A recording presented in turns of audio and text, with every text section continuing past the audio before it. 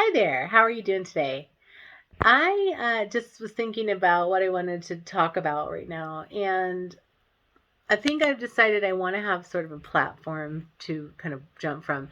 And this time, I want to talk a little bit about the base level of wholeness and coming home to yourself. I mean, that's kind of the goal for me and the way I teach and coach, is to help people get to that place of wholeness, which in theory, we can all say, oh, yeah, I'm whole. Sure. Yeah, or whatever that means. But I want to help people understand that there's a feeling of knowing that you're whole that you can have. And that's the work, right? That's the work that we do to get to that point. Like knowing that you're connected to yourself and love yourself and you're connected to your higher power. Um, you can have faith that you're connected to yourself and that you trust yourself and that you trust the universe and God and whomever, you believe in. And that's definitely wonderful. It's so important. But there's also this like experiential feeling of really knowing deep down that you're connected, like feeling it, right? And I don't know about you, but I never really knew how to have that. I always wanted to have it, but I never really had it. And that was because I didn't have a base level of self-trust and self-love. And when you don't have that, you can't really feel your connection to your higher, self or your higher power. And so that's really what my coaching is about. My passion in life is to help people feel a sense of wholeness, home, peace. Um, Not just because I think it's important for individuals, I think it's important for all of us. And the reason is because when you feel at peace, you don't really want to start a war with anyone. You don't want to have a fight with your sister. You don't want to kick your dog. You don't want to stab your boss. You don't want to create any kind of attack mentality towards someone else when you feel at peace. And so to me, it's never really made a lot of sense not to do the work. But I mean, I know that's easier said than done because I know people can't always access their feelings. They don't want to feel. We cut ourselves off and we live in our minds. Um, and so, you know, getting in touch with your feelings again, into your body, into the way it feels, leads to not only, a feeling of wholeness and self-love, it leads to health. I mean, better health. Because once you're in touch and in tune with your body, and your body is designed to process feelings, process food, process energy of all kinds. It's a miraculous system we have, and we're so lucky. And when we cut ourselves off from it, we start to abuse it sometimes. Sometimes we get, we don't want to feel. So in order not to feel, we start to grab for other things and do coping mechanisms that may not be healthy for us. And if we can just, I'm not saying just stop smoking or stop doing drugs right this minute. It's just when we want to feel again, because feeling is our GPS. Our emotions are our GPS system. They help us know our truth. They help us know what's good for us and what's not good for us. They help us with our boundaries internally, and then externally as a result, like our energetic boundaries. Um, and then, of course, our saying no to other people comes from a place of knowing, feeling, and getting that it's not good for us to do this thing, no matter if it might be good for you to do it.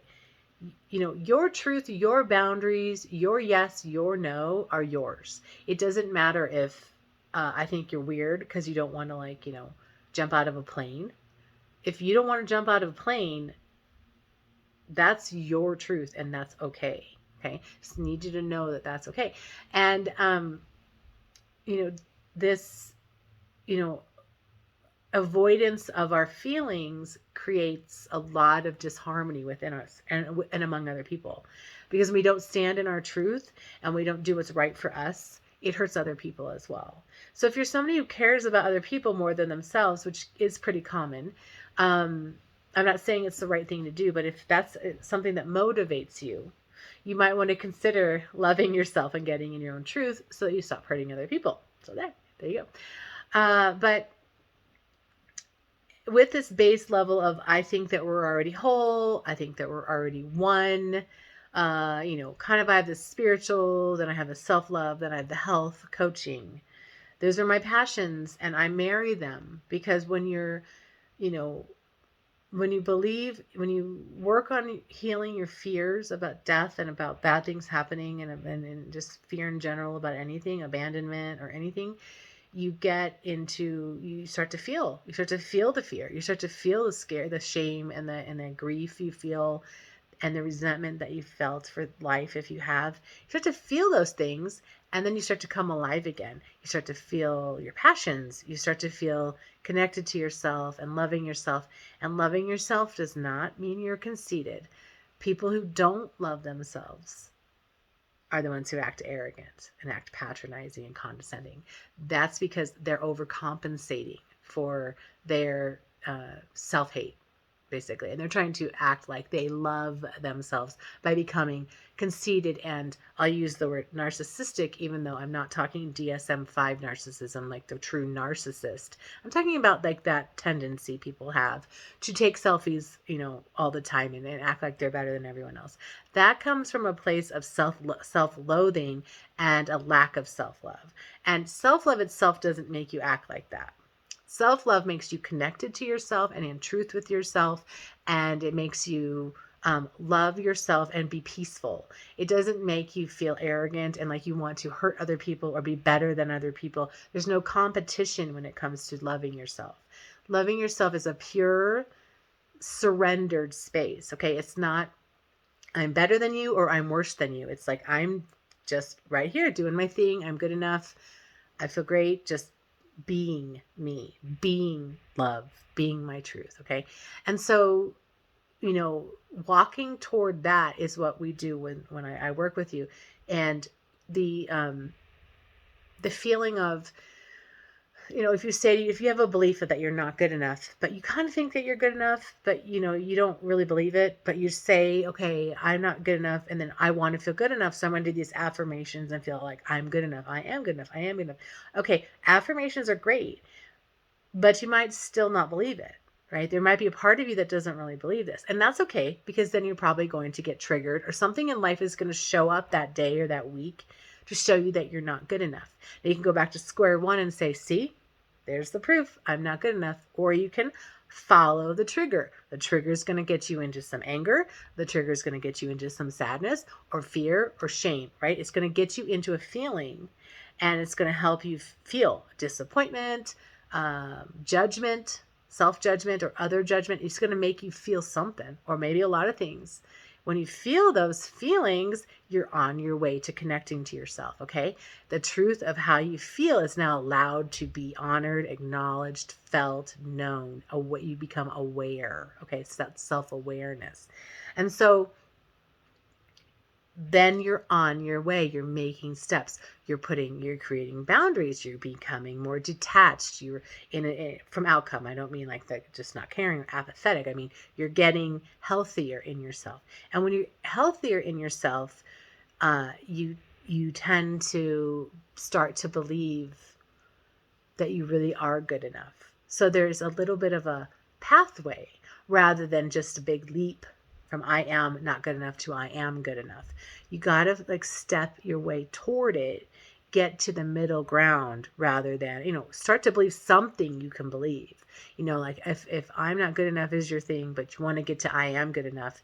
How about you can get to I sometimes do the right things.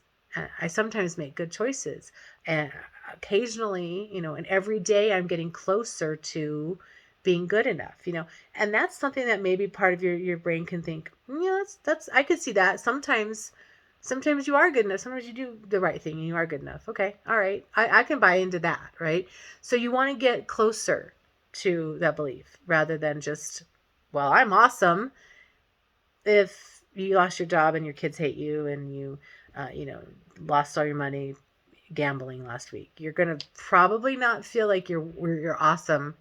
You're probably going to, feel pretty bad. Now you could overcompensate and act like you're awesome and act arrogant. And that's not self-love though. Self-love is being in truth with your feelings. Self-love is saying, I don't really feel good enough and I want to feel good enough. Perfect, right? That's a perfect thing to think. I don't know how to do it, but I know I want to do it. perfect. The universe goes, I can help you with that. Your inner self goes, well, we can find ways to come up with a plan to feel better. Maybe you aren't going to feel perfect tomorrow, but maybe in the next few weeks you can feel better, and maybe eventually you can feel like you are good enough. See? So that's, that's a pathway towards self-love. It doesn't have to be your pathway. It doesn't have to be any of your pathway. Whoever's listening to this, you source it from inside yourself. Start by getting in touch with what feels good to you about what I'm saying, or what feels bad and wrong for you, okay, about what I'm saying. And do this. This is a good practice. Do this in the world. That's how you start to pay attention to what you believe. You don't need to source your truth from anybody else in this world but yourself. So you want to get in touch with your body again. And I'll talk about that. I'll do some more videos about getting in touch with your body and really connecting with yourself in your body. Your body has the truth. If I see you and you go, how are you? And I go, I'm great. And then my shoulders go up to here. The truth is the shoulders, not the smile on my face. Just want you to know your body gives the truth. Your body knows the truth. People don't pass lie detector tests very well if they're lying, because your body will do something to tell the truth. And if you're lying, you say, nah, I didn't kill that guy. Your body goes, and then there's something weird happens. They're like, okay. So your body tells the truth, and you want to be in touch with your body and ask it, literally ask it. And don't wait. Don't think of an answer. Wait for the answer to come into your heart, into your mind, from your body. That's how you get in touch with your intuition. And I encourage you to practice that. What is Kristen saying? Does it feel good? Does it make you feel like I want to throw up? I mean, that's a bad feeling, right? If it closes in your heart, if it makes you feel nauseous and bad, probably what I'm saying is a bunch of crap. If it makes you feel good and light and not heavy, but just really happy, or, or just calm. Calm is a good way to know if something's good. Calm versus stressed. If you feel stressed, there's a good chance that something's not going to be good, right? If you feel calm, it resonates at a boom, it lands. It's like when you eat something and you eat just the right amount, you're satisfied, versus you're stuffed or you're still hungry. When you have a satisfied, resonant response inside of you from what somebody is saying to you, you can pretty much guarantee that means it's a good thing for you.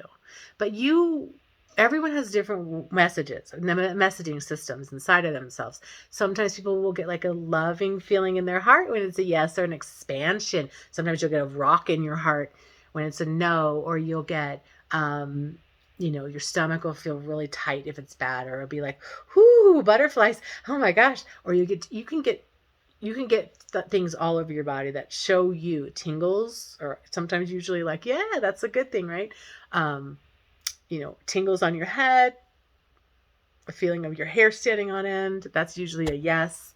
You can sort of decide for yourself what feels right for you. And that's perfect, because you don't need to listen to anybody else for your truth. You don't. And the more you start doing that, the more you're going to want to turn inside and explore this more.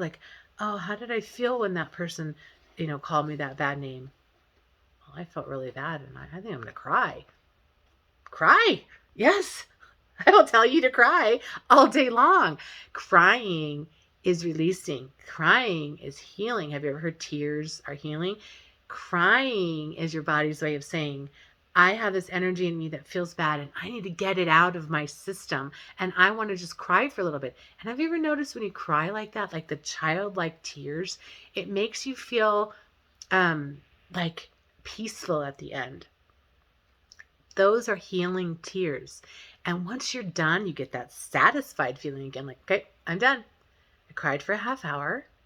Doesn't have to be a half hour. Doesn't have to be 6 years. Doesn't have to be 10 minutes. It can be 2 minutes. It can be an hour. It can be a day. It could be a minute. It doesn't matter. However long you need to cry or feel angry, you let that happen for that amount of time, and then you can move forward, move through it. You can now know you've released some bottled up energy, and now your energy is in motion again. Energy in motion, emotion. Okay. You want your energy to be flowing. You want to be in flow, right? You want to be in the moment. And when things feel bad, you want to feel them or acknowledge them. You don't have to always cry. Okay. You can just acknowledge, I feel sad, and just acknowledge it to yourself. So you're not ignoring, you're not suppressing, you're not running, you're not avoiding yourself. Okay. As long as you're in that kind of communication with yourself, you're doing the work. Okay. I just want you to understand that you're doing the work just by giving some, just by making your feelings seen, heard, honored, acknowledged, not avoided, not run from, not suppressed. So these are just words I'm throwing out there. So, the language to me is very important. You have to have the right words for you to help you process things. So I throw out a bunch of words so that you can maybe grab one, or go to an online thesaurus or a dictionary and look up words, synonyms for these words I'm saying, or antonyms, whatever, makes sense for you to look up. But look things up, because my words may not work for you. Like a big word that just came across my table the other day was indifference. Now, indifference can mean something not so good, or it can be something good. Like if you want to be sort of in peace and detached from outcome, you might be indifferent. For me at that moment, it was sort of like these people, this person, this thing, situation is kind of indifferent toward me. And I feel really sad about it. And I just sat there and I just cried for a little while, because I needed to get that out of my system. And after that, it was fine. Like it's fine. I don't take things personally anymore, because I don't let them, you know, I don't suppress. I just let them flow through. So that's my message for now. And I'm just going to continue giving these little sort of step pathways, or whatever works for you, if it's a boundary thing, or codependence, or empathic information, or people pleasing I've done, in shadow work. I may talk more about those things, just because they may flow throughout the conversation that I'm having. But these are just teaching opportunities to help you realize, if you work on the feeling aspect of these particular subjects, you will be more in connection with yourself, and more in a self-loving space. And when you're in a self-loving space, it's just, I don't know, it's just ideal in my opinion. And again, if that doesn't feel right for you, more power to you. Just feel what you feel. Honor your truth. Don't go by my truth. My truth is not your truth necessarily. Could be, but it doesn't have to be. And I will not be offended if it's not, because we all are allowed to feel and believe what we want to believe. There's nothing wrong or right about it. It's just when we hold it over each other's heads and act like we're right and you're wrong, that's the separation. That's the duality we live in. It's not it just keeps us all fighting, and it doesn't make me feel peaceful to prove I'm right. It might for a little while feel good to my ego to feel like I'm right? But it doesn't make me overall feel like better, like because I'm self-righteous about something. It doesn't make me feel good. It makes me feel judgmental. It makes me feel angry at myself and other people. It's not a good feeling. So, I encourage this feeling of self-love, so that you will really kind of want to stop any kind of motivation you might have to attack another person over a belief, when in truth we don't know really the truth of anything. We have a truth that we can feel from our insides. But when I know my truth, I'm not hitting you over the head with it. Okay. I have a truth that's my truth. I'll share it on my videos, but I don't need you to believe it. But when somebody needs me to believe what they're saying so much that they're like shaking me to get me to believe them, that feels bad. Like I trust and I respect what you believe. I really do. And I might believe part of what you're saying, but it may not work for me entirely. And that doesn't make me wrong or bad, because I don't have the same beliefs as you, and the same philosophies, and the same diet as you, or the same religion as you, or whatever. It doesn't make me wrong because I don't do exactly what you do. We're not all supposed to be the same. So I hope that helps. Have a great day, and I'll be in touch very soon. Thanks. Bye.